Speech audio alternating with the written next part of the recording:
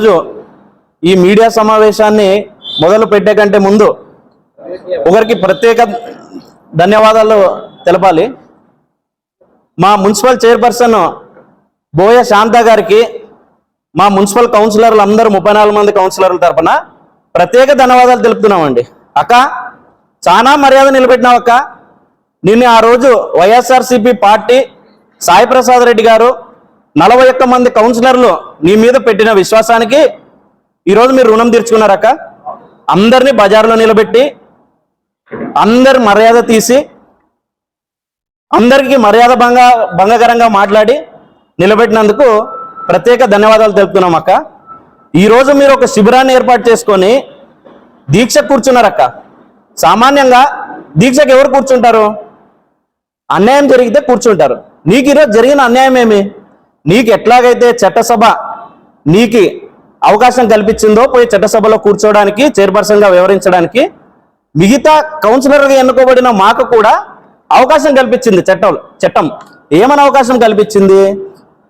మీ యొక్క చైర్పర్సన్ మీద మీకు విశ్వాసం లేకపోతే అవిశ్వాస తీర్మానం ప్రవేశపెట్టొచ్చని మాకు హక్కు ఇచ్చింది. ఈరోజు మేము ఆ హక్కును వినియోగించుకుంటున్నాము. నీకేం అన్యాయం చేయడం లేదు, అక్రమం చేయడం లేదు. ఈరోజు మేము పెట్టిన అవిశ్వాస తీర్మానము దానికి గల కొన్ని కారణాలు, మున్సిపాలిటీలో చైర్పర్సన్ గారు ఏం చేసినారు, ఎందుకు మేము అవిశ్వాసానికి పోవాల్సి వచ్చింది, పార్టీకి సంబంధించిన వ్యవహారాలు కాకుండా ఈవిడ చేసిన మున్సిపాలిటీలో మన చైర్పర్సన్ శాంతక్క గారు చేసిండే పొరపాట్లు ఏమి అనేది కొన్ని పాయింట్లు చెప్పాలని మీడియా సమావేశాన్ని ముందుకు వచ్చినాము. ముఖ్యంగా మనం తీసుకున్నట్లయితే మొదటి అంశము నీటి కొరత. ఎండాకాలం వచ్చేసింది. మన బసాపురం సమ్మర్ స్టోరేజ్ ట్యాంక్ యొక్క కెపాసిటీ 3110 మిలియన్ లీటర్ల కెపాసిటీ, స్టోరేజ్ కెపాసిటీ. ఈ రోజుకి మనం ఎంత స్టోర్ చేసుకోగలుగుతున్నాం దాంట్లోనంటే కేవలము 1800 mld స్టోర్ చేసుకోగలుగుతున్నాం. ఎందుకు అంత తక్కువ స్టోర్ చేసుకోగలుగుతున్నాము అనంటే మెయింటైన్ చేయక. గత 3 సంవత్సరాలుగా ప్రతి కౌన్సిల్లో, ఫర్ ఎగ్జాంపుల్ మా బాలాజీ అన్న గారు, మా నరసింహులు గారు, ఇంకా వివిధ రకమైన కౌన్సిలర్లు అందరూ లేచి నీటి సమస్య గురించి ప్రతి సంవత్సరము సమ్మర్ వచ్చినప్పుడు ఏ రకంగా ముందుకు పోవాలి, ఏ రకంగా నీటి కొరత లేకోకుండా చేయాలి అని చెప్పేసి అడగడం జరుగుతూ ఉన్నింది. 4 సంవత్సరాలు కౌన్సిల్ ఏర్పడిన 4 సంవత్సరాల నుంచి ఎండాకాలము నీటి సమస్య లేకోకుండా కాపాడుకుంటూ వచ్చినాం. ఈ సంవత్సరము 3110 లీటర్ల ఎంఎల్కాను 1800 ml కెపాసిటీ స్టోర్ చేసుకొని ఉన్నాం. మిగతాది ఏం రానంటే రామజల్లా స్టోరేజ్ ట్యాంక్కి నీళ్ళు నింపుతున్నాము అని చెప్తున్నారు. మనకు 3110 కెపాసిటీ ఉన్నప్పుడు రామజల్లకు పోయే పనేముంది? రామజల్లలో ఎక్సెస్ వాటర్ అనేది స్టోర్ చేసుకోవాలి మనం. ఈరోజు నీటి కొరత వల్ల రామజల్లకు స్టోరేజ్ కోసము పంపిస్తున్నాం. దీనికి సంబంధించి దగ్గరగా ₹1 కోటి అదనపు ఖర్చు మున్సిపాలిటీకి. దీనికి కారణం ఎవరు దీనికి బాధ్యులు? ఒక కౌన్సిలర్ మొత్తం టౌన్కి సంబంధించి బాధ్యుడు కాలేడు కదా, చైర్పర్సనే కదా బాధ్యులు దీనికి. కాబట్టి ఇక్కడ మాకు మీ మీద విశ్వాసం లేదు. ఆదోని ప్రజలకి నీళ్లు మీరు సప్లై చేయలేకపోతున్నారు. ఈ విషయం మీద మేము ఖండిస్తూ అవిశ్వాస తీర్మానానికి పోయినాం. రెండో పాయింట్, ఝాన్సీ లక్ష్మీబాయి మార్కెట్కి సంబంధించి ఓపెన్ ఆక్షన్లు జరిగినాయి. ఓపెన్ ఆక్షన్ జరిగిన తర్వాత ఆ కాంట్రాక్టర్ ఎవరైతే పాడినారో మున్సిపాలిటీకి 50% డబ్బులు కట్టి మున్సిపాలిటీలో కౌన్సిల్ అప్రూవల్ అయిన తర్వాత వసూలు అనేది మొదలు పెట్టాలి. కానీ పోయిన వార్షిక సంవత్సరంలో జరిగింది ఏమి? కాంట్రాక్ట్ పాడినాడు, 50% డబ్బులు కట్టలేదు, కౌన్సిల్లోకి అంశం రాలేదు, ఇన్యాంటిసిపేషన్ ఇచ్చినారు. మీరు ఎవరు? చైర్పర్సన్ గారు కౌన్సిల్ సభ్యులకి తెలియకోకుండా ఇన్యాంటిసిపేషన్ తన సొంతంగా ఇచ్చేసి కాంట్రాక్టర్ వసూలు చేసుకోవడానికి పర్మిట్ చేశారు. ఈ రోజు ఆ కాంట్రాక్ట్ పూర్తయింది. ఈ రోజుకి 18,50,000 బకాయి ఉన్నాడు మున్సిపాలిటీ. నీ నుంచి కేవలం నీ అజాగ్రత్త, నీ తొందరపాటుతనం నుంచి మున్సిపాలిటీ 18.5 లక్షలు కోల్పోయింది ఈరోజు. కాబట్టే నీ మీద అవిశ్వాసం. ఏ రకంగా నీ మీద విశ్వాసం పెట్టాలి ఈ అంశంలో? తర్వాత మూడో అంశం, మొన్న చంద్రబాబు నాయుడు గారికి, ఎమ్మెల్యే గారికి, కమిషనర్ గారికి లేఖ రాసినారు. ఒక కాంట్రాక్ట్కి సంబంధించిన విషయంలో, సిల్ట్ పూడిక తీత సంబంధించిన విషయంలో మీరు వీళ్ళందరికీ ఉత్తరాలు రాసినారు, ఏది దీంట్లో అవినీతి జరిగింది అని చెప్పేసి. కౌన్సిల్లో దీని మీద మనం డిస్కషన్ చేసుకున్నప్పుడు మనకు తెలిసిన విషయం ఏమి అని అంటే, అసలు ఆ వర్క్కు సంబంధించి టెండర్ ఒక్కటే యాక్సెప్ట్ చేసినాము, వర్క్ ఆర్డరు కాలేదు, అగ్రిమెంటు కాలేదు. నువ్వు మాట్లాడే లెక్కలో వర్క్ అయిపోయింది, ఆల్రెడీ బిల్లులు పెట్టుకుంటున్నాడు కాంట్రాక్టర్ అని చెప్పి నువ్వు లేఖలు రాసావు. అసలు ఈ విషయంలో నీకే క్లారిటీ లేదు. నువ్వు అధికారుల్ని తప్పుదోవ పట్టిస్తున్నావు, కౌన్సిలర్ని తప్పుదోవ పట్టిస్తున్నావు, ఆదోని ప్రజానికాన్ని కూడా తప్పుదోవ పట్టిస్తున్నావు. ఈ విషయంలో మేము నిన్ను ఎట్లా విశ్వసించేది? కాబట్టి అవిశ్వాస తీర్మానానికి పోయినాం. ఇంకో పాయింట్, వార్డు సమస్యలు. 10 నెలలు అయింది ప్రభుత్వం మారి. నువ్వు చెప్తున్నావు నేను ప్రభుత్వం మారినా వైఎస్ఆర్సీపీ పార్టీలోనే ఉన్నాను అని చెప్పి. వైఎస్ఆర్సీపీ పార్టీకి సంబంధించిన ఏ కౌన్సిలర్కి ఎన్ని వర్కులు శాంక్షన్ చేసినారు మీరు ఈ 10 నెలల్లో? అన్ని కలుపుకుంటే కూడా ఈరోజు మా బలము 35 మంది, 35 వార్డులకు గాను 1, 2 వార్డులో అరాకొర పనులు శాంక్షన్ చేసినావు తప్పించి ఈ రోజుకి ఒక్కొక్క వార్డులో కనీసం 10-20 లక్షల పనులు అయిపోయిండాలి. ఏ ఒక్క వార్డులోనూ పని జరగలేదు. ఎలా విశ్వసించాలి నేను? కాబట్టి అవిశ్వాస తీర్మానానికి పోయినాం. దీని తర్వాత ఆదోని ముఖ్యమైన మేజర్ సమస్య ఇప్పుడు మున్సిపల్ కాంప్లెక్స్ కి గుడ్ విల్ ఆక్షన్ కింద పాడిండే సమస్య గురించి ఇదివరకే మనం ఆల్రెడీ మీ ప్రెస్ వాళ్ళ సమక్షంలో జనాలు కూడా చూసినారు. మొదట ఒక అజెండా వచ్చిందండి ఇంటికి. ఏమని వచ్చింది? ఆ కాంట్రాక్టర్కి డబ్బులు చెల్లించాలి ఇప్పటి వరకు చేసిన వర్క్కి, తదుపరి ఆ కాంట్రాక్టర్ వర్క్లు రెజ్యూమ్ చేస్తాడంటే మళ్ళా స్టార్ట్ చేస్తాడు అని చెప్పేసి పొద్దున ఒక అజెండా వచ్చింది. సాయంత్రానికి మళ్ళా మున్సిపల్ క్లర్క్ వచ్చి అన్న అది కాదన్న అజెండా మార్చినారన్న, అజెండా రిటర్న్ ఇవ్వండి అని చెప్పి ఆ పాత అజెండాని తీసుకొని కొత్త అజెండా ఇచ్చినారు. కొత్త అజెండాలో ఏం మార్పులు వచ్చినారా అని చూస్తే ఈ వర్క్కు సంబంధించిన అంశాన్నే తీసేసినారు. తరువాతి రోజు వచ్చి కౌన్సిల్లో అసలు ఈ అంశం ఎందుకు తీసినారమ్మా మీరు అని అడిగితే ఆవిడ చెప్పిండే సమాధానం ఏమండి? నేను ఇంట్లో పూజ చేసుకుంటున్నాను, క్లర్క్ నాకు తెచ్చిచ్చినాడు, నేను చూసుకోకుండా సంతకం పెట్టినాను, అది తీసుకొని పంచినారు, నాకు తర్వాత మళ్ళీ నాకు గుర్తొచ్చింది, నేను మళ్ళీ రిటర్న్ తెప్పించుకొని చేశాను. 2.5 లక్షల జనాభా, ఆదోని జనాభా 2.5 లక్షల మంది విశ్వాసం నీ మీద పెట్టినారు మున్సిపల్ చైర్మన్ గా. నువ్వు పూజ గదుల్లో కూర్చొని నువ్వు గమనించకుండా నీ ఇష్టానుసారం పేపర్ల మీద సంతకాలు చేసి కౌన్సిలర్ని ఫూల్స్ చేసావు నువ్వు ఆ రోజు, అధికారుల్ని ఫూల్స్ చేసావు నువ్వు ఆ రోజు, ఆదోని పబ్లిక్ని ఫూల్స్ చేసావు నువ్వు ఆ రోజు. ఏ రకంగా నీ మీద విశ్వాసం ఉంచాలి ఈ విషయంలో? అజెండా అని అంటే చైర్పర్సన్ అని అంటే అసలు అజెండా తీసుకొని ఏం అంశాలు ఉన్నాయి, ఆదోని టౌన్కి ఏవి మంచివి ఏవి చెడ్డవి అన్ని నీ మీద పెట్టిండే బాధ్యత అది కదా. నువ్వు ఆ బాధ్యతను విస్మరించి నీ ఇష్టం వచ్చినట్టు సంతకాలు చేసుకొని పేపర్లు మార్చుకుంటూ ఏం పిల్లట అనేది ఏమైనా? బయట జనాలందరూ గమనిస్తున్నారు కదా మనల్ని. పొద్దున ఒక పేపర్ పంపించేది, సాయంత్రం ఒక పేపర్ పంపించేది. ఎంతమందిని మిస్లీడ్ చేస్తారు ఇట్లా? ఈ విషయంలో నేను విశ్వసించాలనా? లేదు, మేము మీ మీద అవిశ్వాసమే, అందుకే అవిశ్వాస తీర్మానానికి పోయినాం. తర్వాత అజెండా పేపర్ రూల్ ప్రకారము, మున్సిపల్ రూల్ ప్రకారము అజెండా అనేది ఒక కౌన్సిలర్కి కనీసం 3 రోజుల ముందు ముట్టాలి. ఎందుకు అనంటే ఆ సదరు కౌన్సిలర్ ఆ అజెండాలోని అంశాలన్నీ చదువుకొని ఏవి సరైనవి ఏవి కాదు మళ్ళీ తర్వాత కౌన్సిలర్లు అందరూ డిస్కస్ చేసుకొని ఏవి పాస్ చేయాలి ఏవి వాయిదా వేయాలని చెప్పేసి డిస్కస్ చేసుకునే టైం ఉండాలని చెప్పి 3 రోజుల టైం అనేది ఓ చట్టం ఉంది. ఈవిడ చేసిండేది మన మున్సిపల్ చైర్పర్సన్ గారు 1 రోజు ముందు. రేపు పొద్దున కౌన్సిల్ ఉంటే ఈరోజు సాయంత్రం కౌన్సిల్ పేపర్లు కౌన్సిలర్ ఇళ్ళకి వచ్చిన రోజులు కూడా ఉన్నాయి. ఎన్నిసార్లు మీ మీడియా సమక్షంలోనే 100 సార్లు మా బాలాజీ గారే చెప్పుంటారు అజెండా పేపర్ అనేది 3 రోజుల ముందు రావాలి, రాని అంటే కౌన్సిలర్లు తీర్మానాలు ఏమున్నాయనేది చదవకూడదు, కౌన్సిలర్ని మిస్లీడ్ చేయాలి, పొద్దున రావాలి, గందరగోళం జరగాలి, ఏదో రకంగా పాస్ చేయించుకోవాలి. మీరు ఈ విధంగా మళ్ళీ కౌన్సిలర్ని ఇక్కడ తప్పుదోవ పట్టిస్తున్నారు కాబట్టే మీ మీద అవిశ్వాసం. దీని తర్వాత ముఖ్యమైన అంశం ఆవిడ నిన్న చెప్తా ఉన్నారు మాటల్లో, వైస్ చైర్మన్ నరసింహలే చేసినాడు ఇదంతా, నరసింహలే చేసినాడు ఇదంతా అని చెప్పేసి. 36 నెలలండి, 3 సంవత్సరాల రోజుల్లో 36 నెలలు వైస్ చైర్మన్లు ఇద్దరికి సపరేట్ టేబుల్ వేసి కూర్చోబెట్టినారు. నీకు అన్ని రోజులు నువ్వు చట్టం చదువుకోలేదా? 36 నెలల తర్వాత పార్టీ మారిన తర్వాత అధికార పార్టీ మారిన తర్వాత నీకు ఆ రోజు గుర్తుకొచ్చిందా చట్టం అనేది? అంటే 36 నెలలు నువ్వు చట్టం చూడనట్టే కదా. నువ్వు తెలియకుండా వ్యవహరించినావా, తెలిసి వ్యవహరించినావా? నువ్వు వైఎస్ఆర్సీపీ పార్టీకి సపోర్ట్గా చేసినావా, ఆపోజిట్గా చేసినావా?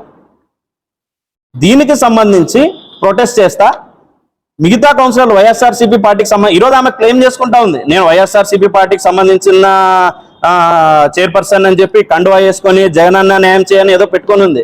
నీకు ఆ రోజు ప్రొటెస్ట్ చేస్తా కౌన్సిలర్లు కింద కూర్చొని ఉన్నారు. ఒక బాధ్యతాయుతమైన చైర్పర్సన్ అయితే నువ్వు ఆ రోజు అందరిని, మహిళా కౌన్సిలర్ ముఖ్యంగా అందులో వృద్ధులు ఉన్నారు, కింద కూర్చొని ఉంటే నిర్దాక్షిణ్యంగా దయ లేకోకుండా 2 గంటల సేపు సభ నడిపినావు నువ్వు.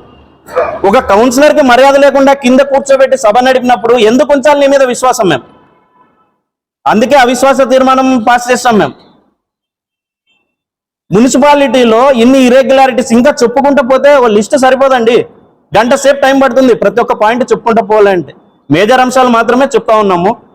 ఇన్ని చేసినందుకు మున్సిపాలిటీలో ఇన్ని ఇర్రెగ్యులారిటీస్ ఉన్నాయి, ఇవి ముందు నుంచి చెప్తా ఉన్నాము, కొన్ని కరెక్ట్ చేసుకుంటా ఉన్నారు. గత 10 నెలలుగా ఒక్క కౌన్సిలర్ సలహా కూడా తీసుకోకుండా కేవలం మున్సిపాలిటీ అంటే నాదే, ఇది నేనే దీనికి బాస్ని, నాకు ఎవరి సలహాలు ఎవరి సూచనలు అవసరం లేదు అన్న రీతిలో నడుచుకుంటున్నందుకు అవిశ్వాస తీర్మానము పోయి ప్రవేశపెట్టినాం. మున్సిపాలిటీ పరంగా మున్సిపాలిటీలో జరిగే తప్పిదాలు పరంగా అవిశ్వాస తీర్మానం పెట్టిండేదానికి కారణాలు ఇవి.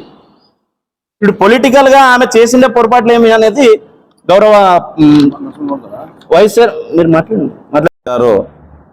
దీక్ష కూర్చుని లేనిపోయిన మాటలు నోరు జాగ్రత్త లేకుండా అట్లా మాట్లాడడం జరిగింది. అవిశ్వాస తీర్మానం ఎందుకు పెట్టినారో, ఏం తప్పు చేసినారో వాళ్ళకి సమాధానం చెప్పాలా, నేను ఏం అన్యాయం చేసినానని అంటూ లేనిపోని మాటలన్నీ చాలా పెద్ద మాట మాట్లాడింది చైర్పర్సన్ గారు. అక్క, మీరు చైర్పర్సన్ ఈరోజు అయినారంటే అది మేము చెప్పకూడదు, సాయి ప్రసాద్ రెడ్డి అన్న దయాదాక్ష వల్ల అయినావో అది గుర్తుపెట్టుకో. ఈరోజు మున్సిపాలిటీ పరంగా మేము అవసరం ఎందుకు మేము పెడుతున్నామంటే, ఈరోజు ఇది మా నిర్ణయం కాదు, మేము వార్డులో 30-40 మంది గెలిచిన కౌన్సిలర్లు, మేము వార్డు మెంబర్లు, వార్డులో ఉండే ప్రజల నిర్ణయాలకే ఈరోజు అవసర తీర్మానం పెట్టడం జరుగుతుంది. ఈ ఏదో ఒక నీ మీద మాకు ఎటువంటి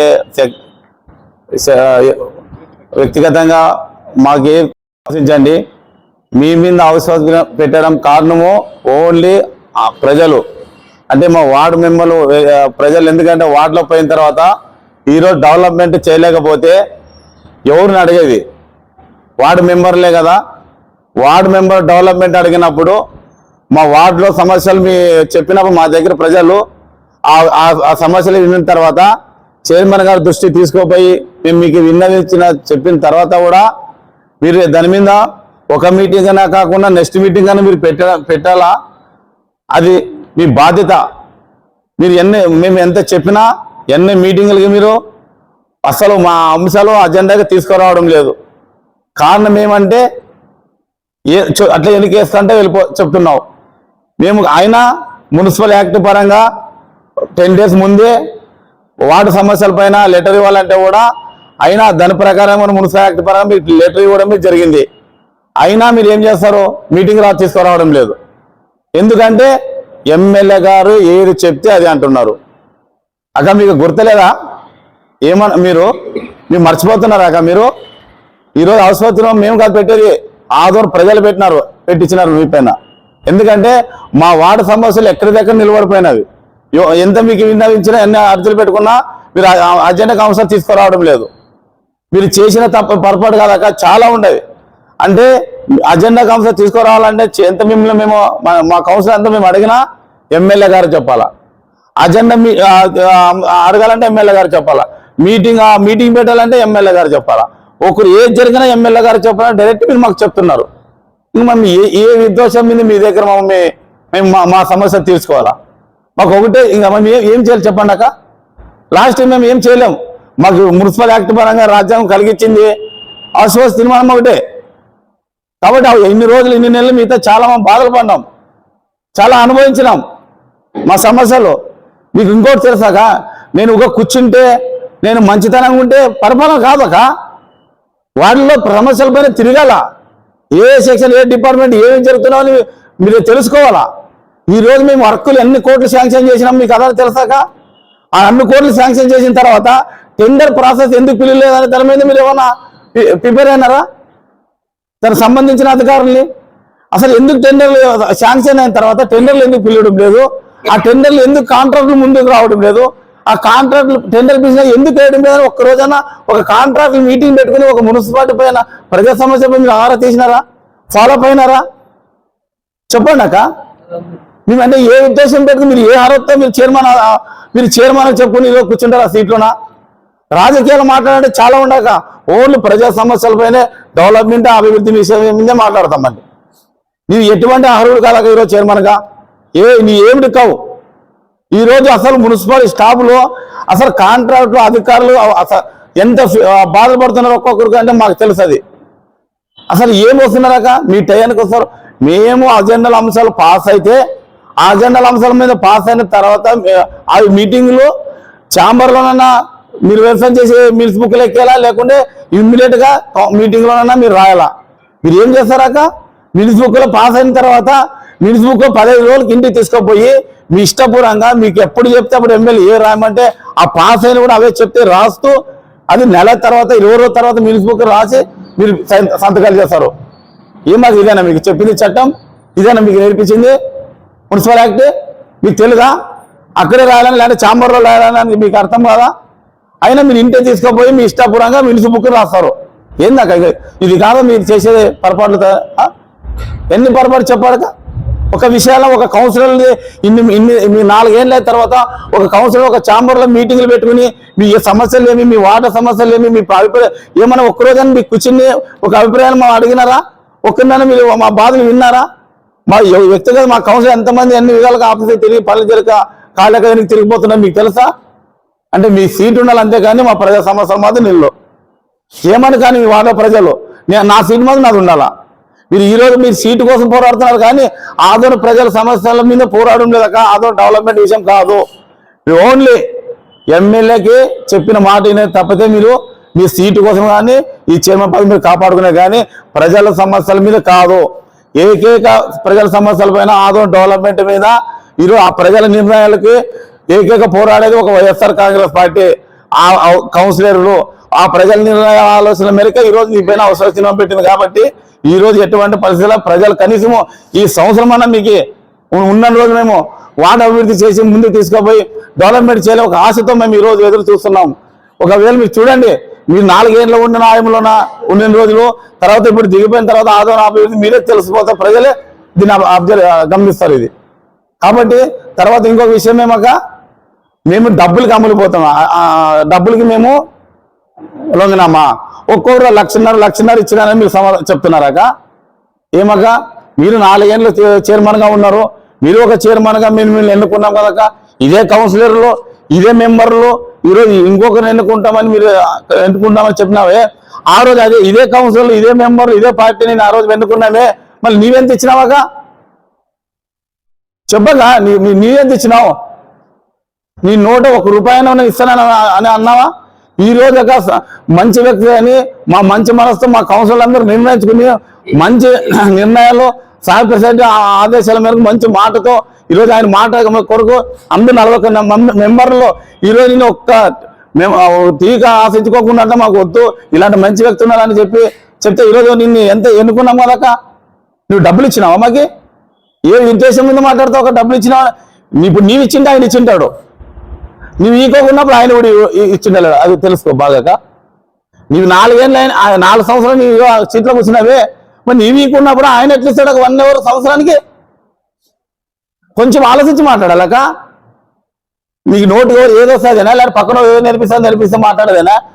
నీవు చెప్పాక నువ్వు సీట్లో కూర్చున్నావు కదా, మీ ఆయన ఈరోజు ఉన్నాడు కదా, మీ ఆయన తెలీదా మీ ఎంత ఇచ్చినావు అనేది? ఇక మీరు పబ్లిక్లోన జనంలోన వేరే మెసేజ్ చేస్తారా? కౌన్సిల్ తప్పుదారి పట్టేదానికి ఈ ప్రజలు అందరూ అర్థం చేసుకుంటున్నారాక. దయచేసి చెప్తున్నాను, మీరు నోటికి ఎవరో నేర్పిస్తారని ఏదో వస్తారు మాట్లాడద్దండి. మీ ఆయన బీజేపీ, నీవేమో వైఎస్ఆర్సీపీ. ఏందాక మీరు మీ కుటుంబం మీ భార్య భర్తలు 2 రాజకీయాలు ఆడితే మేము మీకు సాగతీయాల? ప్రజలు ఇప్పటికే మిమ్మల్ని చీయని కొడుతున్నారు. ఈ రోజు ఆమె వైఎస్ఆర్సీపీలో ఉండి భర్త ఏమి బీజేపీ, ఆమె వైఎస్ఆర్ అంటుంది. మీరేం చేయలేదు. ఇప్పుడు మా వాళ్ళ ప్రజలు నిలదీస్తున్నారు, ప్రజలు అడుగుతున్నారు, మేము సమాధానం చెప్పాలి. ఈరోజు మీ అజెండా పెట్టుకుని మీ పదవి మీ చేతిలో పెట్టుకుని మీ ఆయన బీజేపీలో ఇన్ఫర్మేషన్ ఇక్కడ మీ డ్రామాలు ఆడకుండా మేము తిక్కవాళ్ళం ఇక్కడ.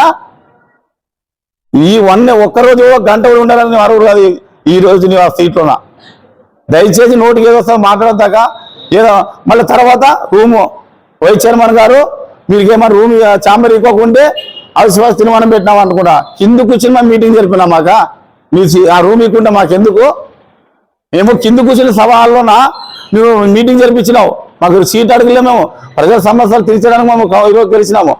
నీవు ఒక మమ్మల్ని నీ గౌరవమైన ఒక వైస్ చైర్మన్ నీ గౌరవం మాకు నీకున్నంత ఈరోజు ఆ రూమ్లో కూర్చోకున్నట్ల నీ ఇంటి తాళం వేసుకోపోతున్నావా?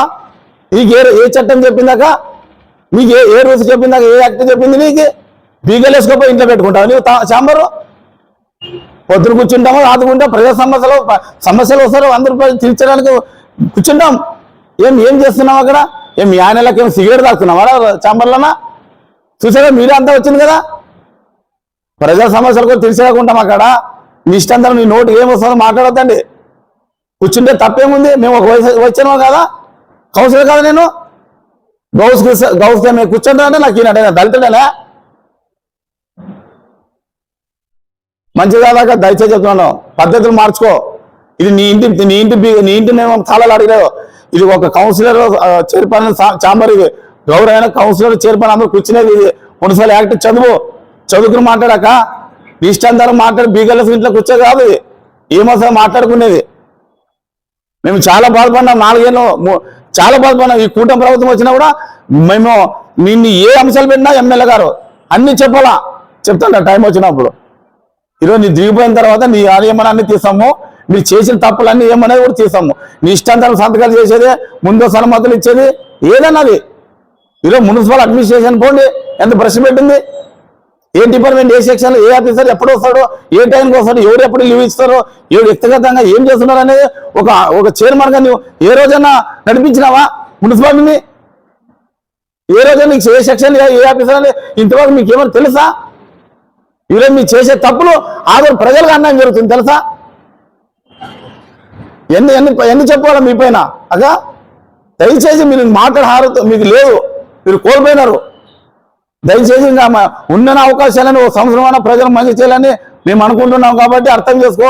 ఎవరికి వ్యక్తిగతంగానే కాదు, ఒక ఓన్లీ మా ప్రజల నిర్ణయాల కోసమే ఆసుపత్రి పెట్టాం కాబట్టి మేము వ్యక్తిగతం కాదని మీ మీడియాగా ఈ ఆంధ్ర ప్రజలు తెలియజేస్తున్నాం.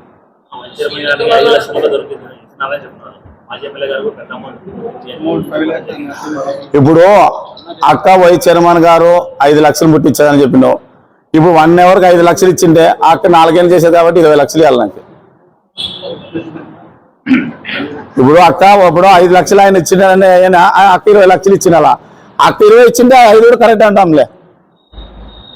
సాయి ప్రసాద్ రెడ్డి అన్న నిజాయితీగా మనస్ఫూర్తిగా ఈరోజు విశ్వాసంగా ఈరోజు ఎంతమంది చెప్పినారు మనస్ఫూర్తిగా అక్కకి ఇవ్వడం జరిగింది శాంతబాయికి అని. ఆ విశ్వాసంగా ఈరోజు సాయి ప్రసాద్ అన్నారే వాళ్ళకే వదిలేస్తాం. అది అందరూ కలిసి సాధారణ ప్రజలకి. కానీ అలా మాట్లాడకూడదు. ఈరోజు అది అన్న మాట్లాడతాడు చంద్రకాంత్ రెడ్డి అన్న. కాబట్టి దానిపైన దయచేసి వాళ్ళకి వదిలేస్తాం. వాళ్ళ అబద్ధాలకి, వాళ్ళ పదవుల కోసము, వాళ్ళ సీటు కోసము ఎన్ని నిందలన్నా ఎన్ని అబద్ధాలన్నా మాట్లాడతారో అవన్నీ మేము పట్టించుకోము. మా వైపు అంతా ఆదరణ ప్రజలు డెవలప్మెంట్ వైపే ఉంటుందని మేము తెలియజేస్తున్నాం. మరి ఇవన్నీ ఆ ప్రజలు కూడా ఆలోచన చేశారు. ఆ రోజు ఎందుకు గణించారు? మంచి పనులు చేస్తారు, మంచిగా ఉంటారని చెప్పి ఆ రోజు చేసింది వాస్తవమే. తర్వాత ఏం జరిగింది? కొన్ని రాజకీయ పరిణామాల వల్ల 2024లో వైఎస్ఆర్ పార్టీ ఓడిపోవడం జరిగింది. మళ్ళీ ఆ రోజు ఇదే చైర్మన్ గారు మళ్ళీ ఆ రోజు మేము పిలిచి ఏమన్నా కొన్ని రాజకీయ పరిణామాల వల్ల కొద్దిగా ఇబ్బంది ఉంది అని చెప్తే ఆ రోజు ఆయన మాట్లాడిన విషయాలు అయితేనేమి, అతని భర్త నాగేంద్ర గారు మాట్లాడిన విషయాలు చాలా మందికి తెలుసు. ఈరోజు నేను ఒకటే చెప్తున్నాను, ఈరోజు శిబిరం వేసి కూర్చుంది కదా ఆయమ్మ. మరి ఇదే 6 నెలల నుండి మేము ఆయమ్మను అవిశ్వాసం తీర్మానం పెడతామో దింపుతామో తెలుసు కదా. మళ్ళీ ఎందుకు కానీ ఆ రోజు జగన్మోహన్ గారు పోలేయమ్మ. ఈరోజు ఒకటే చెప్తుంది, జగన్మోహన్ గారు చెప్తే రాజీనామా చేస్తూ ఉంటుంది కదా. మళ్ళీ ఆ రోజు 6 నెలల కింద ఆయన ఎందుకు పోలేదు జగన్మోహన్ రెడ్డి గారికి? నాకు అన్యాయం జరుగుతుందని చెప్పి. ఎందుకంటే ఒక ధీమా, ఒక జీవో పాస్ ఉంది గవర్నమెంట్లో, 4 ఏళ్ళు ఎవరు ఏం చేయలేరని చెప్పి ఒక ధీమా ఉంది ఆమెకి. ఈవెన్ జగన్మోహన్ రెడ్డి కూడా నన్ను దింపలేడు. ఒకసారి ఆలోచన చేయాలి ప్రజలంతా, వీళ్ళంతా. ఆ ధీమా ఉంది కాబట్టి ఇన్ని రోజులు ఎవరిని లెక్క చేయకుండా జగన్మోహన్ రెడ్డి కాదు కదా నాకు ఇచ్చిన సీటు, అంటే నా భిక్ష పెట్టిన సీటు సాయిప్రసాద్ కూడా నన్ను దింపలేడు, 35 మంది కౌన్సిలర్లు ఒక పక్క ఉన్నా కానీ నన్ను ఏమి చేయలేరు అనే ఒక ధైర్యంతో, ఒక విశ్వాసంతో, ఒక దాన్ని ఏమంటారంటే ఓవర్ కాన్ఫిడెన్స్ జీవో ఉంది కాబట్టి నన్ను ఏం చేయలేరు. మళ్ళీ ఇదే 6 నెలల కింద చేయొచ్చు కదా, ఇవన్నీ దీక్షలు చేయొచ్చు, శిబిరాలు వేసుకోవచ్చు. జగనన్న న్యాయం చెప్పి ఆ రోజు ఎందుకు వేసుకోలేమ్మా? ఈరోజు జీవో ప్రకారము ఒక ప్రజాస్వామ్యబద్ధంగా ఈరోజు ఎవరైతే కౌన్సిలర్ మెజార్టీ ఎవరైతే చైర్మన్ ఎన్నుకుంటారో ఆ పరిస్థితి ఈరోజు ఉంది కాబట్టే ఈరోజు ఆయన మళ్ళీ రోడ్డు మీదకి వచ్చింది. మళ్ళీ ఒకసారి చూస్తున్నాం, గత 3 నెలలు అంటే 3 ఏళ్ళలో పరిపాలన వైఎస్ఆర్ పార్టీ ఉన్నప్పుడు తర్వాత ఈ సంవత్సరం అంటే దాదాపుగా 10 నెలలు అయింది. 10 నెలలు కౌన్సిల్ మీటింగ్ జరుగుతూనే ఉన్నాయి. మరి ఆ మీటింగ్లో ఏం జరిగిందని సందీప్ రెడ్డి గారు అయితేనేమి మన కౌన్సిలర్ అయితే చెప్పినారు, అంటే ఆయన మీద ఎందుకు అవిశ్వాసం పెట్టాలని చెప్పి నేను ఒకటే ఉదాహరణ చెప్తున్నాను మీకు. గత 2023లో మున్సిపల్ కాంప్లెక్స్ టెండర్లు పిలిచి, అంటే వైఎస్ఆర్ పార్టీ అధికారం ఉన్నప్పుడు ఎమ్మెల్యే సాబ్స్ గారు ఉన్నప్పుడు ఇదే కౌన్సిల్ ఇదే చైర్మన్ అప్పట్లో టెండర్ పిలిచి ప్రాసెస్ చేసి వర్క్ స్టార్ట్ చేయించి దాదాపుగా పిల్లర్లతో సహా అందరికీ కనబడతాయి. 2,65,000 మంది ప్రజలకి ఆ ప్రోగ్రాం కనబడుతుంది. ఎప్పుడైతే కూటమి ప్రభుత్వం ఏర్పడిన తర్వాత మరి ఎమ్మెల్యే గారు వచ్చిన తర్వాత మరి దాన్ని ఎందుకని నిలబెట్టింది ఈ అమ్మ. ఒకసారి ఆలోచన చేయాల. ఎందుకు? డబ్బు ప్రభావం. డబ్బులు ఇస్తే ముందుకు పోతుంది వర్క్, లేకపోతే లేదు. మరి అదే అప్పుడు 2023 నుండి 2024 వరకు మా ప్రభుత్వం ఉన్నంత వరకు ఎంత బాగా జరిగింది వర్క్ అది. అంటే ఈరోజు ఎవరు ప్రభుత్వం ఎవరుంటే వాళ్ళ పక్క ముగ్గుచుప్పుడు మా చైర్మన్ గారి యొక్క పరిస్థితి. ఈరోజు నాగేంద్ర గారు భర్త గారు ఏం చెప్తాడు? ఆయమే చెప్తుంది, చిన్ననాటి స్నేహితులు సాయిరెడ్డి గారు అని ఆయమే చెప్తుంది. మళ్ళీ ఈరోజు నీకు అన్యాయం జరిగిందని చెప్తున్నావే, మళ్ళీ ఈరోజు ఎందుకు కానీ విడిపోయినావు? సరే పోని, మీకు ఆ మనస్వార్థలు ఉన్నాయి, నువ్వు పార్టీ ఎందుకు మారాల్సిన అవసరం ఉంటుంది. ఈరోజు పార్టీ భిక్ష పెట్టింది నీకు. ఈరోజు నువ్వు కౌన్సిలర్ గెలిచినావు అంటే ఫ్యాన్ గుర్తు మీద గెలిచినావు ఈరోజు. మళ్ళీ అటువంటి పార్టీని నువ్వు విడిచిపెట్టి వేరే పార్టీలో చేరుతున్నప్పుడు మరి ఇక్కడ ఉన్నంత వాళ్ళంతా మేమంతా అంటే వైఎస్ఆర్ పార్టీ నాయకులు అయితేనేమి అధికారులు అయితేనేమి మేమంతా ఊరికే ఉండాలా? మరి ఇవన్నీ ఆలోచన చేయాలి కదా. మేము కూడా మా పార్టీ పరంగా కూడా మేము కూడా ఆలోచన చేయాలి కదా. మరి ఇవన్నీ ఆలోచన చేసే అవిశ్వాస తీర్మానం కంపల్సరీ పెట్టాలని చెప్పి దీన్ని ముందుకు తీసుకోవడం జరిగింది. మొన్న కూడా మేము కలెక్టర్ దగ్గర పోయినాం కర్నూలుకి, అవిశ్వాసం తీర్మానం చేయాలని చెప్పి దాదాపు 35 మంది కలెక్టర్కి ఇవ్వడం జరిగింది. దానిలో ఎస్వి మోహన్ గారు ప్రెసిడెంట్ గారు వచ్చారు, అలాగే మేయర్ గారు వచ్చారు. వాళ్ళని కూడా తప్పబడుతుంది అమ్మ, వాళ్ళు ఎందుకు వచ్చారని చెప్పి. మళ్ళీ ఇటువంటి పరిస్థితుల్లో మరి ఆమె ఏం మారుతుందో ఏమో ఆయనకే తెలియదు. మళ్ళీ ఆ రోజు ఏమేమంటుంది, సీడ్ల కవర్లో జగన్మోహన్ రెడ్డి గారు పేరు ఇచ్చారని చెప్తుంది అమ్మ. ఒకసారి చూడమ్మా, ఒకసారి ఆలోచన చేయాలా. ఆ రోజు ఏమని వచ్చింది, స్టేట్ బోర్డు పాలసీ ప్రకారంగా మనకి కూడా బీసీ మహిళగా ఆదోనికి ఇవ్వాలని చెప్పి జరిగింది. ఆ రోజు 41 మంది కౌన్సిల్ గెలిచిన తర్వాత సాయిరెడ్డి గారు మా పార్టీ పెద్దలు ఎవరైతే ఉన్నారో వైఎస్ఆర్ పార్టీ అంతా పిలిచి ఎవరికైతే ఇస్తే బాగుంటుంది సీటు, ఎవరికి ఇవ్వాలి, ఎవరు దీనిలో అర్హులు అని ఆలోచన చేసిన తర్వాత సాయిరెడ్డి గారు మా ముందంతా చెప్పింది ఏమంటే, గత మున్సిపాలిటీ చరిత్రలో వాల్మీకి కులానికి ఒక సీట్ అంటే ఒక చైర్మన్గా ఎప్పుడు ఇవ్వలేదు. గత టీడీపీలో అయితేనేమి గత కాంగ్రెస్ ప్రభుత్వంలో అయితే కూడా ఎప్పుడు ఇవ్వలేదు. కాబట్టి ఈసారి అవకాశం వచ్చింది వాళ్ళకి, వాల్మీకుల వాళ్ళకి కంపల్సరీ వాల్మీకికే ఇవ్వాలా అని చెప్పి ఆ రోజు మళ్ళీ ఎవరైతే పర్సన్ మంచి పర్సన్ ఏమో అని చెప్పి ఆ రోజు మేమంతా పెద్దలంతా మాట్లాడిన తర్వాత ఒక పేరు తీసుకురావడం జరిగింది. ఆ రోజు తెచ్చిన పేరే మన నాగేంద్ర గారి భార్య శాంత, ఇప్పుడు చైర్మన్ గారు. మన ఎందుకు కానీ ఇవన్నీ ఆలోచన చేయడం లేదు. ఆ రోజు అదే ఈరోజు చైర్మన్ గారిని ఆ రోజు ప్రకటిస్తే సాయిరెడ్డి గారు, ఆ రోజు సాయిరెడ్డి దేవుడు, సాయిరెడ్డి గారు మాకు మంచి న్యాయం చేసినాడు, ఎంతోమంది ఎన్నో కోట్లు ఇస్తా అన్నా కూడా మరి అంత మీడియాతో తెలుసు, అంత మీడియాతో మీరు ఎంత సాక్షులే దీనికంతా. అయినా కానీ సాయిరెడ్డి నా మీద నమ్మకంతో మాకు ఇచ్చాడని చెప్పి ఆ రోజు వాళ్ళు చెప్పింది వాస్తవమా కాదా? మళ్ళీ ఈరోజు ఆ విషయంకి వస్తే ఆయన ఏమంటుంది, కౌన్సిలర్లు డబ్బులు తిన్నారని చెప్పి ఈరోజు అంటుంది. ఒకసారి ఆలోచన చేయాలి. ఆమె ధోరణి ఎలాగ ఉంటుంది చూడండి. ఎప్పుడైతే ఆయన పదవిలో ఉండాలని అన్నప్పుడు ఏ ఒక్క పైసా లేకోకుండా సాయిరెడ్డి మంచి వ్యక్తి అని సీనియర్ మోస్ట్ అని చెప్పి మళ్ళీ ఆ రోజు పదవి ఇస్తే ఆ రోజు డబ్బులు రాలే. ఈరోజు ఆయన పనితీరు బాగాలేదు. గవర్నమెంట్ చేంజ్ అయిన తర్వాత ఎమ్మెల్యే అంటే ఇప్పుడు లోకల్ ఎమ్మెల్యేగా సపోర్ట్ చేస్తూ కాంట్రాక్టులు ఇబ్బంది పెట్టడము ఇవన్నీ చేస్తున్నాడు. కాబట్టి మేము అవిశ్వాసం తీర్మానం పెట్టాలని చెప్పి ఒక నిశ్చయంతో వచ్చిన తర్వాత మళ్ళీ ఈరోజు కౌన్సిలర్ డబ్బులు తీసుకున్నారు. అది ఏమి చంద్రకాంత్ రెడ్డి ఇచ్చినాడు, ఇవన్నీ చెప్పడం వాస్తవాలు కాదు. ఇవన్నీ ఒకసారి ఆలోచన చేయాల. ఒక పేరు చెప్పేటప్పుడు అది వాస్తవాలు నువ్వు చూసినావా? 50,000 ఇచ్చేసినావు ఒక్కొక్కరికి. నువ్వేమన్నా ఎదురుకుంటే ఇది చేసినావా? నువ్వేమన్నా ఎవరైనా పట్టించినావా? ఏమన్నా నీ ఇష్టానుసారం నువ్వు మాట్లాడదేనా పేర్లు పెట్టి? ఇది పద్ధతి ఇది. అసలు నువ్వు ఎవరు? నువ్వు ఆ రోజు సాయిరెడ్డి గారు శిష్యుడు కాబట్టి నువ్వు సాయిరెడ్డి గారు ఆ రోజు ఇతని టీడీపీ పార్టీలో ఉన్నప్పుడు సింహం గుర్తులో ఆ రోజు ఎమ్మెల్యే సాయిరెడ్డి గారు అప్పుడు సింహం పార్టీ అతను కూడా లక్ష్మీభారతి గ్రూప్, అప్పుడు వీళ్ళంతా ఒకటే గ్రూపు. అప్పుడు ఆ విమానంతో నమ్ముకున్నాడని చెప్పి ఈరోజు చైర్మన్ సీట్ ఇస్తే నువ్వు సాయిబ్ కూడా డబ్బులు తిన్నాడు. చూడండి ఎట్లుంటుంది చెప్పండి. అంటే ఆమె విషయానికి వచ్చి ఆమె 4 ఏళ్ల కింద మేము సీట్ ఇస్తే అప్పుడు ఈ డబ్బుల గురించి రాలే. ఆ రోజు దేవుడు జగన్మోహన్ గారి దేవుడు, సాయిబ్ గారి దేవుడు, కౌన్సిలర్ 35 మంది 41 మంది ఆ రోజు 41 మంది కౌన్సిలర్ దేవుళ్ళు ఆ రోజు ఆమెకి. కానీ ఈ రోజు మాత్రము అందరూ లాలుచిపడ్డారని చెప్పడము మరి. కాబట్టి దీన్ని దృష్టిలో పెట్టుకోవాలా. ఖచ్చితంగా అవిశ్వాస తీర్మానం పెడుతున్నారు, పెట్టింది కూడా, పెట్టినాము. నిన్న కలెక్టర్ కూడా ఇవ్వడం జరిగింది, పత్రికలో కూడా చూసినారు. మరి ఇమీడియట్గా ఆమె దిగిపోతే మంచిది. ఎందుకంటే మెజార్టీ లేదు ఆమెకి. మెజార్టీ లేనప్పుడు మళ్ళీ ఏదో ఊరికే ఏదో చెప్పి ఇది చేయాలని చెప్పి ఏదో మరి వైఎస్ఆర్ పార్టీలో ఉందంటాడు. ఇప్పుడు భర్త ఏమో బీజేపీ పార్టీ కండవ చేసుకొని ఫోటోలు దిగడము, ఎమ్మెల్యే గారితో ఉండడం అవన్నీ చూస్తున్నారు. ఈమెమో నిన్న వచ్చి మరి వైఎస్ఆర్ కండవ వేసుకొని శిబిరంలో కూర్చుంటుంది. మరి ప్రజలు ఏం అర్థం చేసుకోవాలో అర్థం కావడంలే. కాబట్టి దీన్ని దృష్టిలో పెట్టుకొని మళ్ళీ ఆ రోజు జరగడం చెప్పింది. గతంలోనే మేము 2019లో ఎప్పుడైతే మా కౌన్సిల్ అంటే చైర్మన్ గారిని ఎన్నుకోవాలని చెప్పి ఆ రోజు 2020లో 41 మంది గెలిచిన తర్వాత ఆ రోజు పిలిచి మాట్లాడింది ఏమి 2.5 years ఒకరికి, 2.5 years ఒకరికి అని చెప్పి చెప్పడం జరిగింది ఆ రోజు. ఇప్పుడు ఏమంటుంది, నాకు తెలుసు నాకు చెప్పలేదు అంటది. ఆ రోజు ప్రతి సమక్షంలోన ప్రతి ఒక్క పాయింట్లో నేనే ఉన్నా. ఆ రోజు దాదాపుగా 5-6 మంది బీసీలు అంటే అందరూ సీనియర్ మోస్ట్ కౌన్సిలర్లే, ఒక్కొక్కరు 3 సార్లు 4 సార్లు గెలిచిన వాళ్ళే. వాళ్ళంతా ప్రపోజల్ పెట్టినారు, సీటు మాకు కావాలా మాకు కావాలా మాకు కావాలని చెప్పి.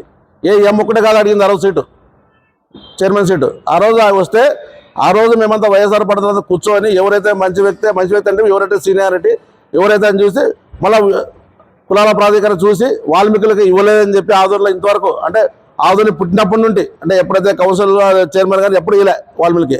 ఆ దృష్టిలో పెట్టుకొని సాయిబ్ గారు దూరదృష్టితో ఆలోచన చేసి వాల్మీకులకు సీట్ ఇవ్వాలని చెప్పి ఆ రోజు అందరినీ ఒప్పించి 41 మందిని ఆ రోజు ఇవ్వడం జరిగింది. అది వాస్తవం, అది ప్రజలకు తెలుసు. దాన్ని మాట్లాడాలి తప్పితే ఏదో మాట్లాడుకుంటా ఈరోజు ప్రజలను తికమక పట్టిస్తూ అలాగే కౌన్సిలర్లను తికమక పట్టిస్తూ ఏదో ఆయన ఇష్టానుసారం మాట్లాడింది. కాబట్టి దీన్ని ప్రజలు కూడా ఆలోచన చేశారు, అప్పుడే ప్రజలు కూడా చూసినారు ఈ 10 నెలలు చైర్మన్ గారి యొక్క ప్రవర్తనని. కాబట్టి దాన్ని దృష్టిలో పెట్టుకునే ఈరోజు దాదాపుగా మాకు 35 మంది కౌన్సిలర్లు మద్దతుతో ఆయనను అవిశ్వాస తీర్మానం పెట్టడానికి నిన్న కర్నూలు పోయి కలెక్టర్ కూడా ఇచ్చాము.